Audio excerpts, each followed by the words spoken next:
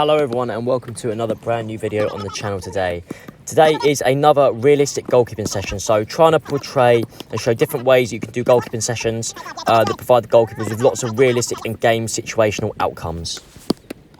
So just to kick straight off in the warm-up, as you can see, the goalkeeper starts in a central area and deals with a straight volley. So they get a little bit of handling to begin with. They then move off to an angle, and the angled ball is anything. So they have to deal with whatever comes in. So it could be a throw, could be a bouncer, could be a low dive, could be a W, could be a cup. Whatever happens, happens. The goalkeeper must be ready and train themselves to deal with whatever happens.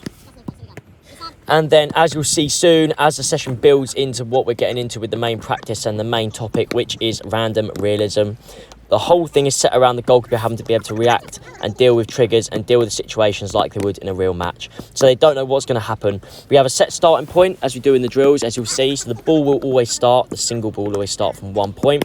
And then from there on in, it's in, and we play to the ball is either dead, as in the keeper's hands, in the goal, or off the pitch. Rebounds are in.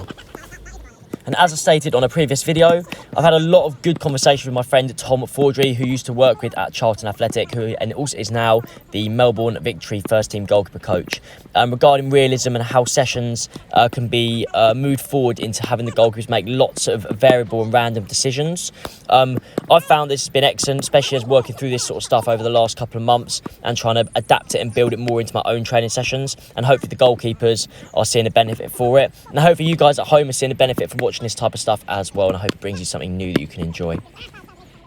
So as we get into this, we'll do a little bit of explaining with some of the situations which occur. So I hope you enjoy the rest of the video, and I'll see you in the next stage. Right, you ready? I'll have to shoot as well, by the way. Yeah, finish! Go on, snap it in, do it. Yes, up, rebound, rebound, dead. Okay, so as you can see from that demonstration, you can see the ball is starting on the angle or a wider area. We have a striker, Jamie here, who is up at the top behind the first defender, and another striker, which is Sam, on the far side beyond the central two. Our goalkeeper has a starting position, as you can see here, and the ball from me can be shot, so I can take a touch and finish straight away, or it can be laid into the two boys in the middle of the pitch, being the strikers. So our goalkeeper can't cheat. They have to expect the shot from the off, and then anything else they react to and deal with post-ball.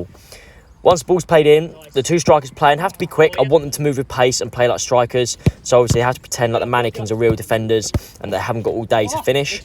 However, they are also allowed to combine, so they can take a touch and shoot. They could lay off to one another, play through, etc. I want the goalkeepers in goal to face so many different outcomes. They have so many different decisions to make. Also playing rebounds, as you can see there. So, as you can imagine, one of the most important considerations for a goalkeeper dealing with these kind of practices is the ability to transfer how they feel or would play in a game into this training session. So when our goalkeeper is in goal, they have to have the ability to be able to perform as they would normally if they were under pressure and facing the realism of having a game riding and a score or points riding on a result.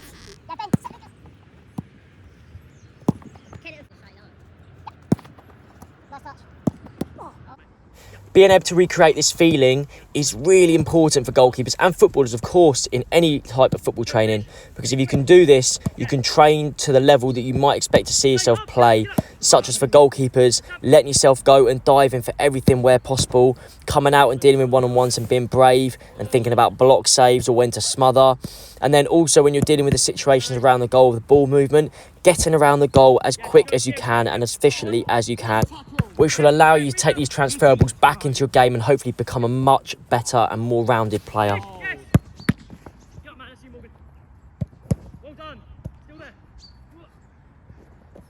Speaking from a coach's point of view and working with lots of different types of players, different ages and different abilities, one of the key things that I found when doing these types of drills or these types of practices, particularly the last couple of months, is the change in the goalkeeper's ability to be relentless in keeping the ball out.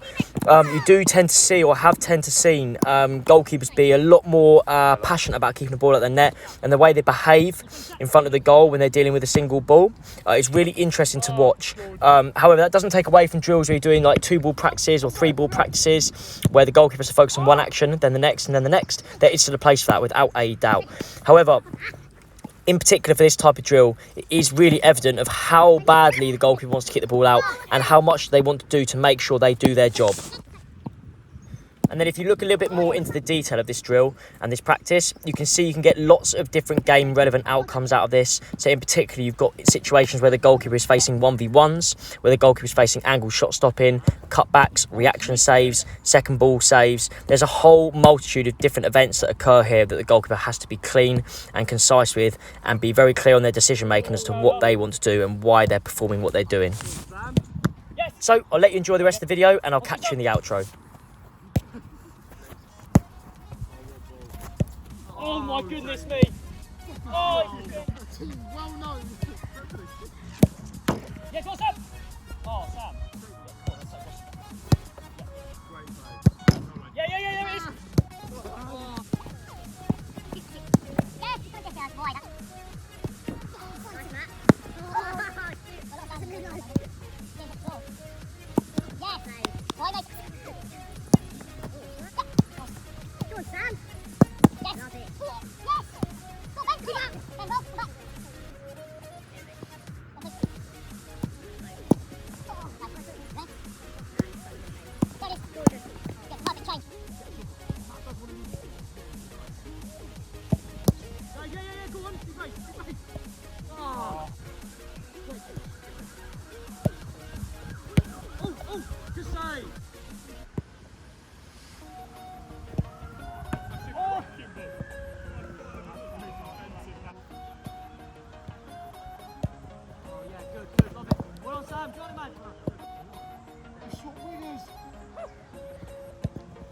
Look at that through ball! Finish! Oh. Yeah!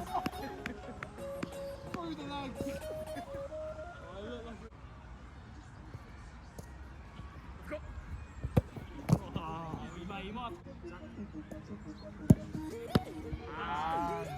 Okay, so once again, thank you for joining us on this brand new video today at MBGKA and on our channel. I really appreciate it. I hope it brought you some value and I hope it brings you some ideas that you can use in your own training sessions, or even perhaps ideas you can use with your goalkeepers to help them get better and improve in their game realistic training. So once again, thanks for watching. Please like the video. Don't forget to subscribe. I really appreciate your support and I'll see you all very soon.